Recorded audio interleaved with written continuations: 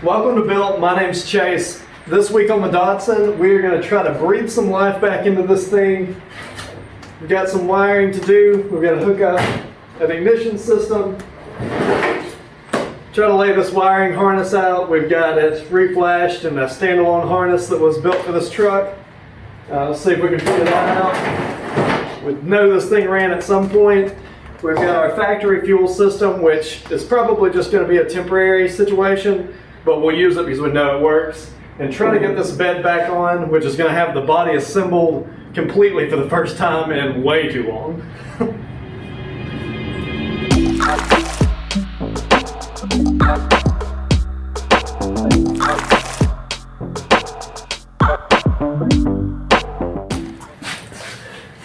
Alright, the cab is up. I'm going to put some straps in place to keep everything safe and lay this engine harness out and see if we can see where everything plugs in.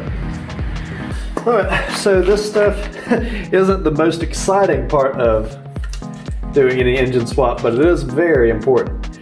So we have a bunch of wires over here, a torque converter lockout, fan,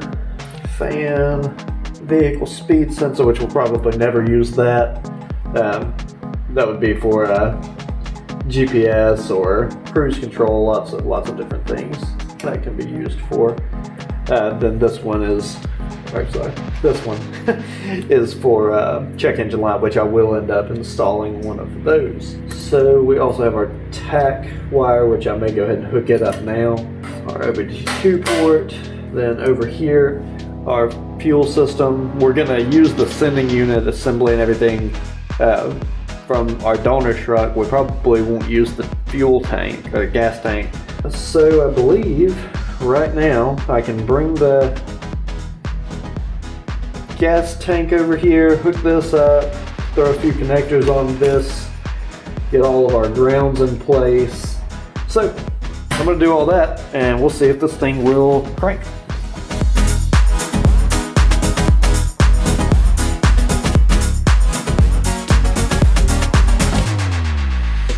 Alright, so I've got everything put together with little crimp connectors.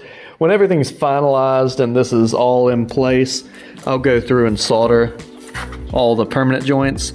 So I know that all looks a little bit crazy. It's actually not very complicated. I just left a lot of slack so it would be easy for me to move around. We have this wire that's going to run to a just on-off switch and really send power to everything. Arm the sensors and the coils and send power to the gauge cluster. We've got this, which is the actual power that goes to the starter motor, and this goes to a momentary switch to send 12 volts to the starter solenoid, which will actually send this power over. Then, which is this switch, the other end of it is hooked into the harness right here, and that pops out at the starter. The on-off, simple enough. It comes out to two wires. One is going to go up into the gauge cluster, and the other comes right here. And I've got it going to two, which eventually this will split. One will be switched and one will be constant. Then we have the fuel power wire that is just running back and sitting down here. I'm about to go get the gas tank and move it into place. I also put some extra wire on this TAC signal wire. I'm going to hook that up and just, I haven't actually been able to hook up any of the gauges yet. We'll see if I've got a grasp of how that works. I've got to put a couple of ground straps on the engine and that'll be good. I'm actually just using plain negative battery cables. They're just a lot cheaper than a traditional braided ground strap. I don't know that it works any better or worse. If you do know, you can certainly leave a comment below and let me know if that's a horrible idea.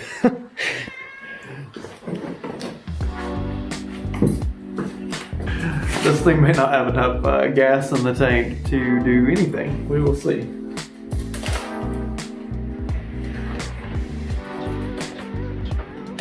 All right, so now all I really need to do is button the rest of that up and hook up the fuel lines. They're simple enough on this, and I'll show that to you just in case anybody cares. It's less complicated than you might think, being that it was pulled out of a fuel-injected modern vehicle. So on the fuel sending unit, all you need to make this function is the power and ground hooked up, which we have, and then you would send your 12-volt signal to turn the pump on. And then you have your return that's marked with an R, and fuel that's marked with F. And even if it didn't have those markings, you could just turn power on and see which one it comes out of. The check valve would give away that that's just a vent or something. And then you have your return. So on the engine side of things, we have 2 ports, one return and one fuel. And what you'll look for is this top one. It comes straight in, splits off, and goes to the 2 fuel rails freely. If you'll look at this bottom one, it comes through the fuel pressure regulator, and that's going to tell you to send fuel in here and let that be your return. The fuel pressure regulator is going to open when it gets its desired pressure or when it's over pressurized and send the excess fuel back, and that's just going to circulate back through the system. So, small problem, the gas that's in the tank right now is super gross. It's been setting for way too long. The computer is already going to have to learn everything for the first time again, and that's going to take a minute to smooth out. Plus, we have no O2 sensors. We have no mass airflow sensor. If I put dirty gasoline on top of it, it may not even start at all. So I guess I'm going to go get some gas. So on second thought, I have neighbors that are very close, like topside 50 feet. And this is an open header V8, and it's going to be very loud. So I'm going to wait until the morning to put fuel to this thing. Right now, I'm going to see if I can get everything to a point where I press the button and it turns over. We'll see.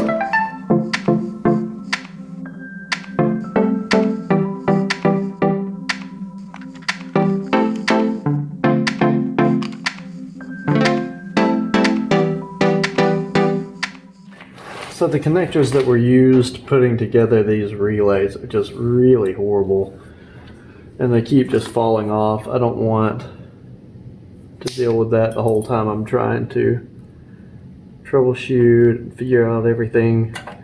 I'm just going to replace them. It's only 8 connectors. It'll just take a minute.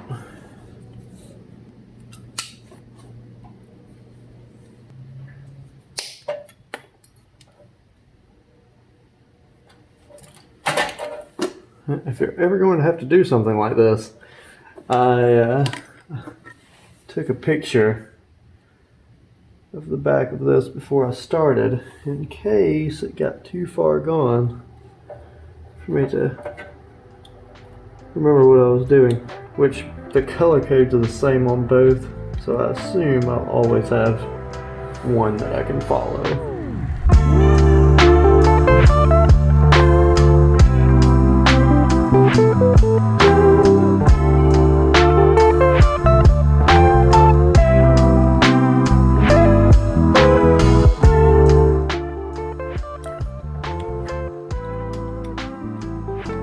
Okay, now that that will actually hold on to something, maybe I can ground all this.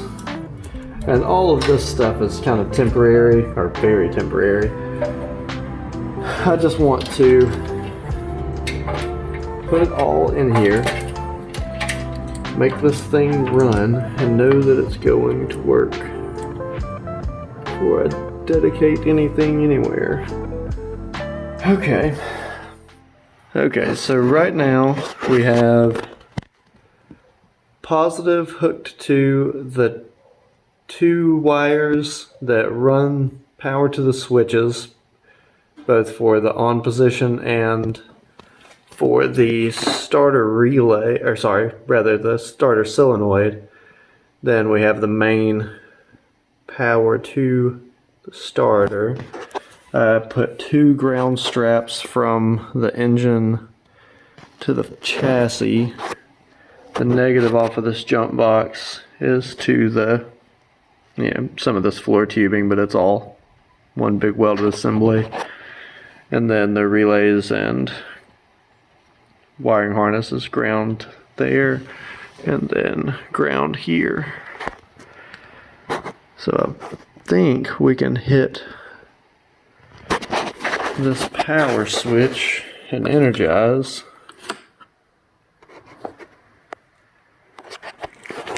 Then this should arm everything. I heard a couple of things click, one in the computer and one, I think it was probably the throttle body. But I don't have fuel. I have unplugged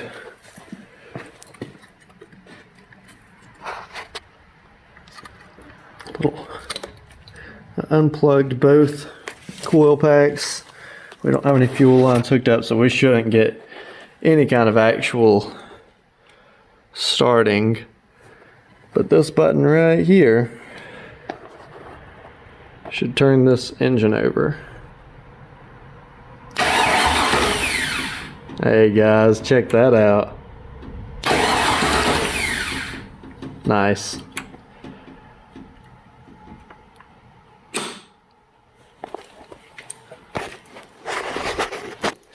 Okay, so I'm pretty tired. It's late.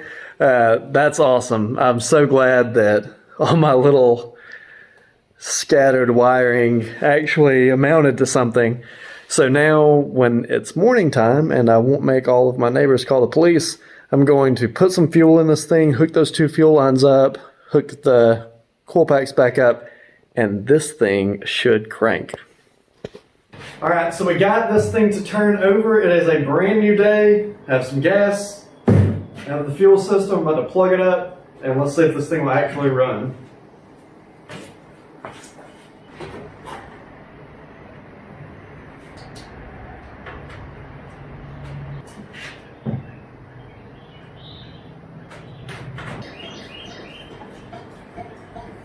So I'm about to show y'all the whole setup here before I see if this thing will actually run. It's a little sketchy, I get it. So we have switched power, starter, that's gonna actually connect constant to everything, down to our relays and ground wires. One ground is up here. Then we have ground straps from the engine over to the frame. I also plugged up a little diagnostic tool.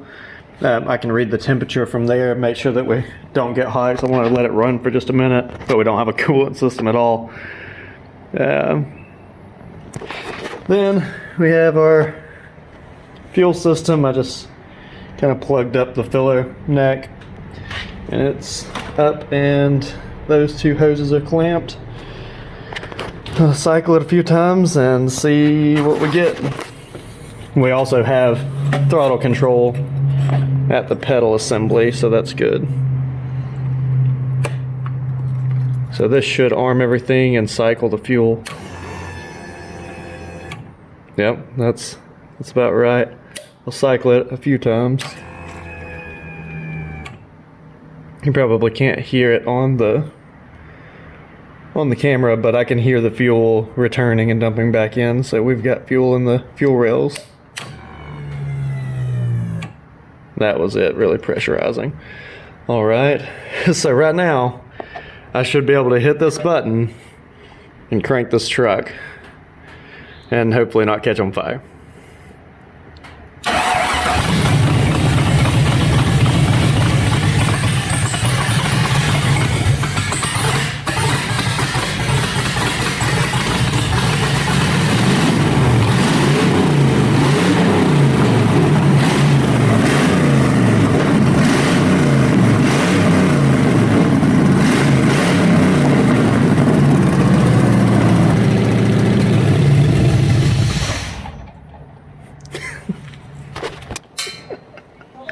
It's so loud. Oh my gosh, I bet the whole neighborhood is mad. My ears are ringing. That thing is so loud. It's so smoky in the garage.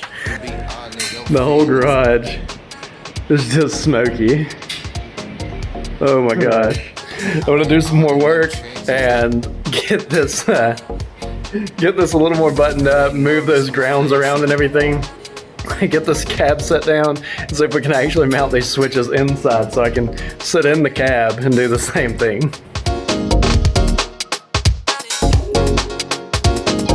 All of my fitness.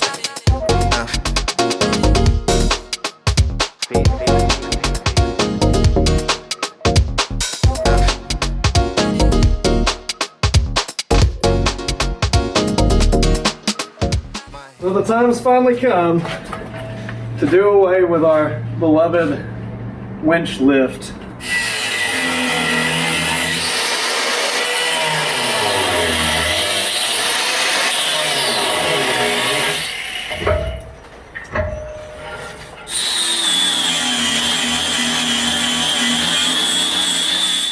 So next up, I'm going to set this thing back on the ground. I'm really excited for that. I haven't seen this thing low in so long. And then put this bed on and see if we can get it fitted up.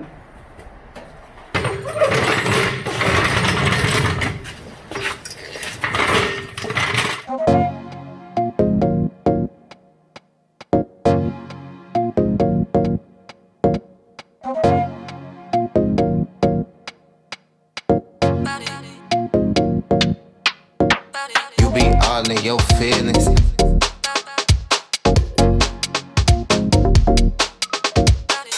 If you've been watching this series, you know we've had this thing up on jack stands for a lot of the work that's been done now, and I'm actually a little nervous to see if everything's gonna be all right setting it down.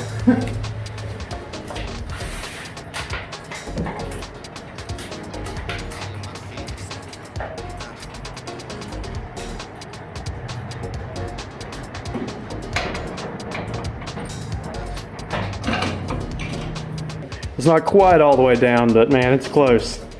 If you're a new subscriber and you haven't watched the earlier episodes of this build, you may want to go back and check out the videos of us actually making this thing sit this wide without wheel spacers. In the back, we've got a full-size GM straight axle, and in the front, it's all completely custom. We built everything ourselves. So, just give you kind of a size comparison. I'm, pretty average sized guy, 6 foot even, and this is still going to set down a couple of inches from where it is right now, but that's a pretty good idea that this thing is low. Man, I can't wait to drive this truck. Alright, so we got the engine harness in place, we've tested everything, the truck runs. Definitely need some type of mufflers. Set this thing down, which I'm excited about. I haven't seen this thing setting down in quite a while. Got some things to clean up with the wiring. We'll have to build that loom around so that it can actually go up and down with the cab. Obviously now we're going to have to figure out a new way to lift and lower the cab. Didn't get to the tailgate.